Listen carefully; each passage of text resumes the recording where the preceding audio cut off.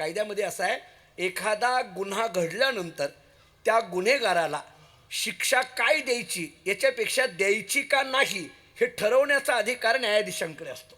जरा कळालं?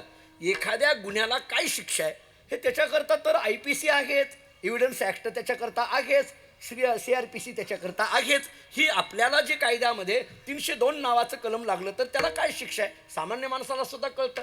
376 कलम लागलं तर काय याच्यावरून कळतं ना मी वकील आहे. हां, म्हणजे हे माहीत व्हावं तुम्हाला म्हणून सांगितलं. मी काही कोर्टात जात नाही, पण एवढ्यावरनं तरी मला वकील म्हणा अशी म्हणायची वेळ आली आता माझ्यावर. काय आता वेळच मिळेल नाही कोर्टात जायला. म्हणजे आपल्याकडे जी कायद्याची पुस्तकं आहेत याच्यावरनं याला ही शिक्षा दिली जाते हे स्पष्ट आहे. पण न्यायाधीश काय करतात नीट ऐका. आता न्यायाधीश काय करतात, एखाद्या गुन्हेगाराकडून घडलेला जो गुन्हा आहे त्या गुन्ह्याच्या पाठीमागटलं इंटेन्शन तपासलं जातं. मी इंग्रजीतला शब्द मुद्दाम वापरतो म्हणजे लगेच कळेल आपल्याला. इंटेन्शन याला मराठीमध्ये हेतू असं म्हटलं जातं किंवा उद्देश असं म्हटलं जातं आणि आपल्या भाषेमध्ये भावना असं म्हटलं जातं. त्यामुळे गुन्हा करत असताना त्या गुन्ह्याच्या पाठीमागं काय इंटेन्शन आहे हे बघितलं जातं आणि मग त्याला शिक्षा द्यायची का नाही हे ठरवलं जातं.